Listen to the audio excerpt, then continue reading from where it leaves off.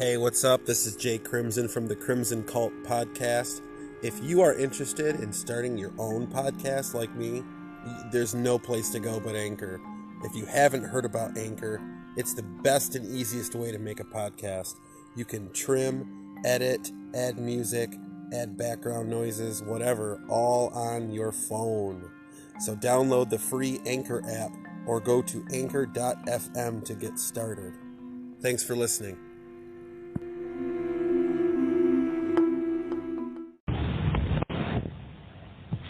Hello, Brittany Elliott. Hello. Hello. I'm good. This is Jay Crimson. Welcome to the Crimson Cult. How are you doing tonight? I'm awesome. Thank you for having me. Can you hear me well? Yeah, I can. Awesome. How's the night? Going good. Thank you so much. I'm about to do my Misfit table giveaway. It's a great day. Great evening. Excellent. Yeah, I've seen that. It's fucking awesome. I like the Van Halen table you made, like a table, right, or a hutch? Yes. Awesome. So, ladies and gentlemen of the cult, this is Brittany Elliott. She is a tattoo artist at BZ Tattoo. Is that right? That's right. bztattoo.com. And where is that located? So it's just my little private studio in San Antonio. I moved down here. This is my hometown, but I had a record store and tattoo shop up in Fort Worth for about 5 years that a lot of people were familiar with, but moved down to my hometown, San Antonio, and since COVID's crazy, I just got a little private studio off of Broadway, like the Bee Gees song. So, yeah, it's awesome. So I just have, it's just me and my hubby, Johnny, in the shop, just constantly making cool shit and cool tattoos.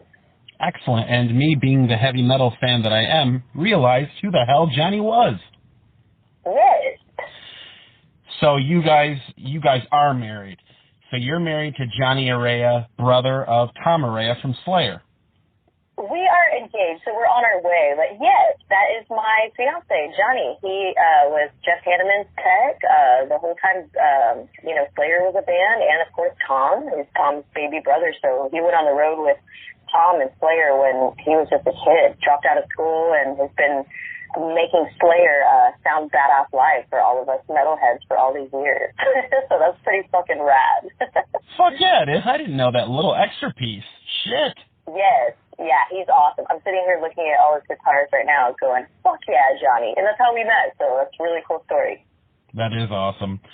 So, yeah. When did you start tattooing? What's your backstory there? So I started when I was 18, fresh out of high school, and I'm 33 now, so shit. I started my apprenticeship around that time. Well, maybe 19 started apprenticing, but so I was getting heavily tattooed at 18 by a guy here in town and was just obsessed with being heavily tattooed since I was a kid, since before I was actually getting tattooed. I was like, I want to look like the old circus ladies. I want to look like Betty Broadbent, just fucking blasted with tattoos, right? Right. So my mom was like, yeah, you could do it. Just fucking wait till you're 18. And sure enough, I just started getting tattooed as fuck. And the people that I was getting tattooed at their shop, they were like, man, you are diehard for tattoos. And I told them I want to learn, but I don't know how to get into it. And they're like, man, just keep hanging out and getting tattooed and start scrubbing tubes. And pretty much that led me to where I'm at today. I just worked my ass off and apprenticed with them at Calaveras Tattoos here in town. Skulls Tattoo. It means skulls in Spanish. And so, yeah, that was a really cool experience. And then I wound up moving to New Orleans for a year, just bounced all over the place. So I've been tattooing my whole life for like 14 years. That's awesome. What are some of in your opinion, not anyone else's, what is the coolest person that you've tattooed? Ooh, well, I guess that would be an opinion. In my opinion, I think it's Johnny, because that led me to the love of my life.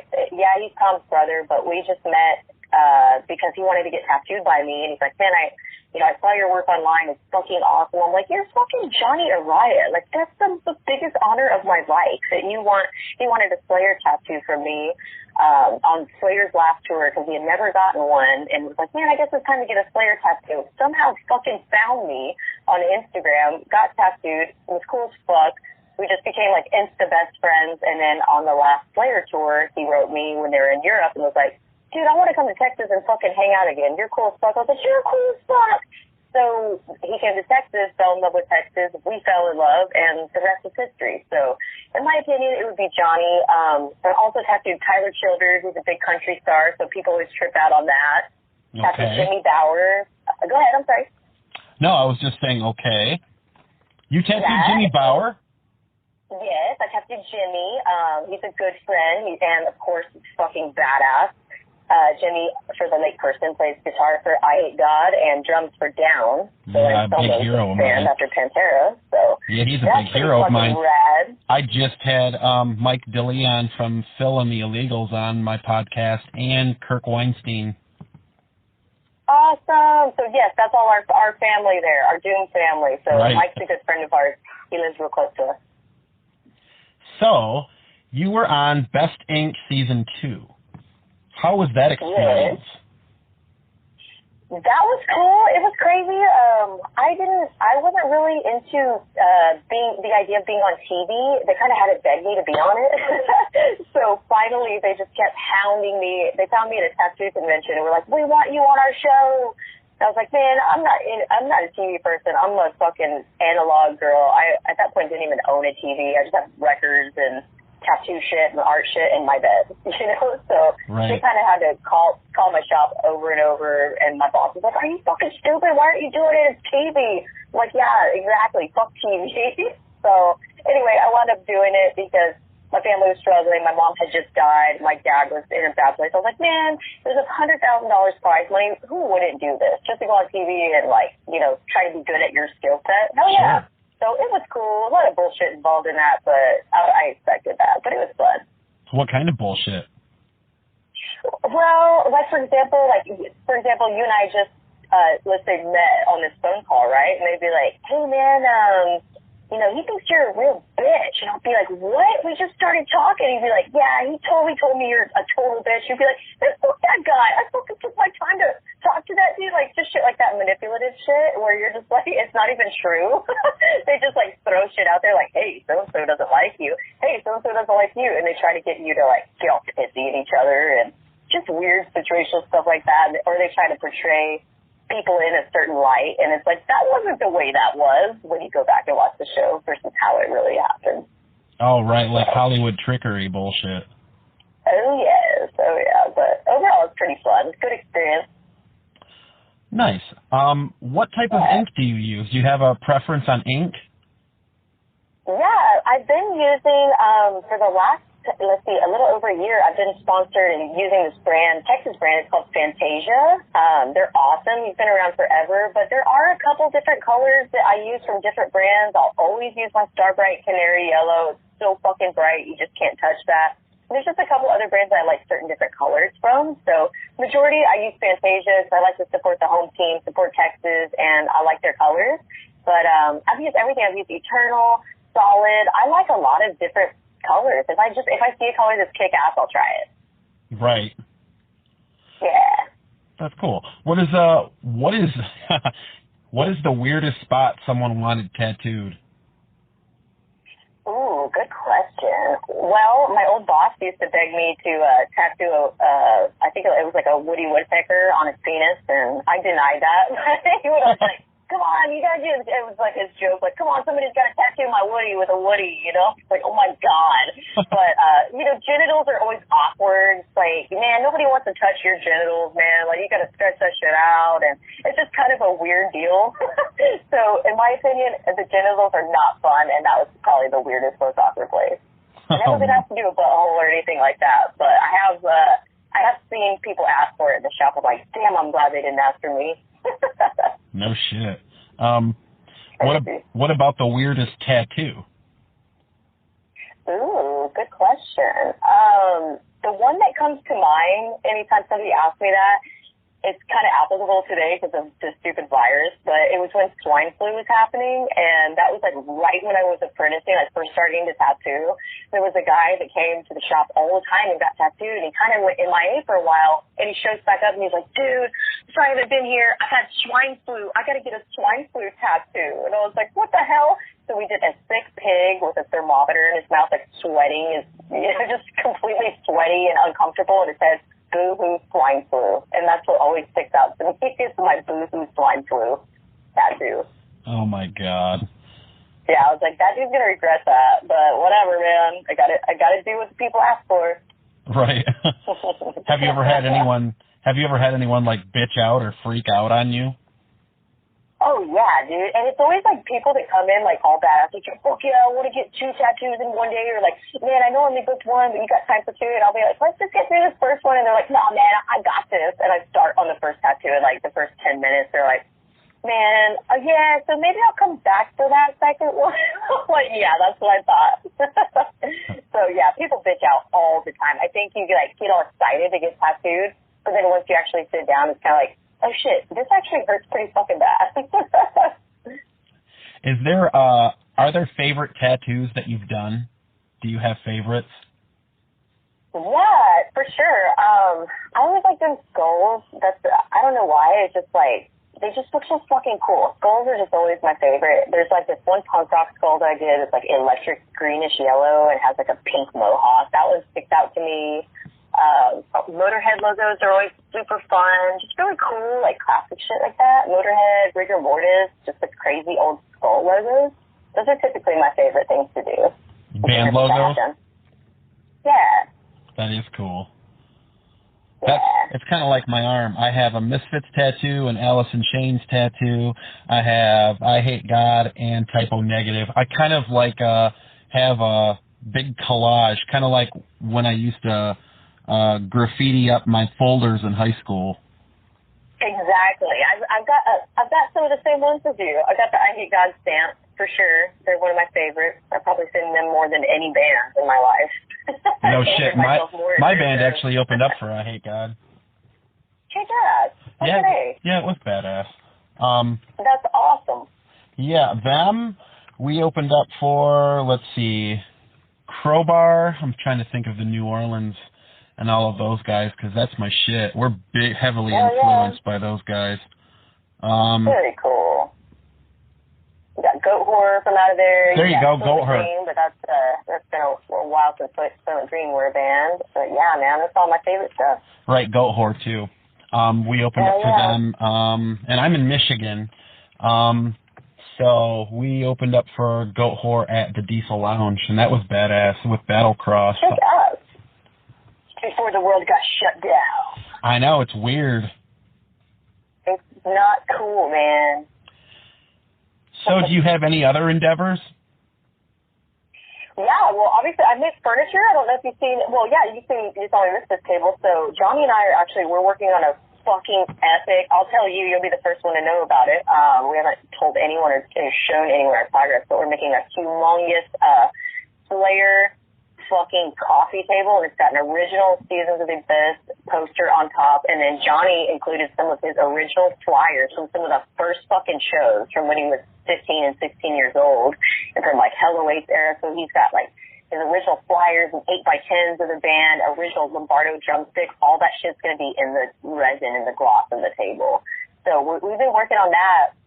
That's a huge project. So that's been fun. But yeah, and I'm showing Johnny how to tattoo. So I just tattoo my ass off and make cool shit, and that pretty much eats up all my time. Right. Sounds like it. That yeah. That coffee table sounds fucking wicked. Dude, it's going to be so awesome. We're going to reveal it tonight after my giveaway, but we weren't quite done with it. So a couple more days and we'll reveal. Right, that is awesome. Okay. Yeah. So are you a horror movie fan? Oh, hell yeah. Give me your top 5 off the top of your head. Okay, on top of my head, I'm going to say Nightmare on Elm Street, number 1, because that was the scariest fucking shit ever. When I was a kid, I just was so scared of Freddy Krueger. You couldn't even talk about him near me. So that would be number 1. Now it's my favorite, of course. Especially the first one was creepy. Yeah, the first one. And then Texas Chainsaw 2, I fucking love with Dennis Hopper. It's just fucking silly and awesome. Evil Dead, of course. Let's see, what else? I'm going to say Evil Dead and Army of Darkness, for sure. Man, top 5. The Thing, that's horror, right? Fucking classic. Yeah, the John Carpenter one with Kurt Russell. Yes. Man, that movie kicks so much ass. It's unbelievable. So good. It's so fucking good. They don't use practical effects like that these days. No, man. And then, I'm going to have to maybe boot either Evil Dead or Army of Darkness just because they're both in the same vein. I'm going to boot one of those for Return of the Living Dead because that's my shit. Because it's just so silly. Yep. But, yeah, that's one of my favorites as well. That movie reminds me of being a teenager for sure. Hell yeah. Awesomely shitty punk rock. Hell yeah. So, top 5 metal bands. Okay, let's see. Slayer, probably number 1. Let's see, Exodus. I'm a thrasher, so, are we including bands like I Hate God, like Sludge and everything, all in one? Everything that there is under the sun. Okay, everything under the sun metal. Okay, give me 1 second to narrow it down. Well, we're going to have to start with the gods, Black Sabbath, okay? Black Sabbath, Slayer, Metallica, of course. I'm going to have to say St. Vitus is going to be in my top 5 because I just have such a crazy soft spot for them. Did you, you tattooed Wino, didn't you? Yeah, Wino's very, super close. I toured with Vitus for probably 5 years, did several European tours with him and multiple U.S. tours as well. And yeah, tattooed Wino, I think 3 times. He actually drove down on his own fucking dime and played a private show at my dad's memorial when my dad died. So he's just the fucking best dude ever. I love him so much. He's basically family to me. He knew my dad well. They were just old school bikers, fucking rad, crazy dudes, and totally bonded when they met each other when I was touring with Vitus. And so, yeah, I've tattooed Wino several times, and he tattooed me. He signed my Vitus logo and tattooed me on my leg as well. So, that's awesome. So, yeah. So, okay, let's see. St. Vitus, Black Sabbath, Metallica, Exodus, Slayer. Fuck, I could go on and on. Dark Angel.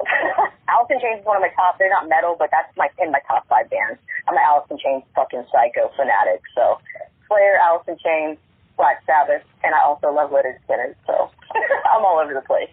Hell yeah. Well, you're a Southern girl. You gotta love Skinner. That's right. Do you have any crazy tour stories when you were touring?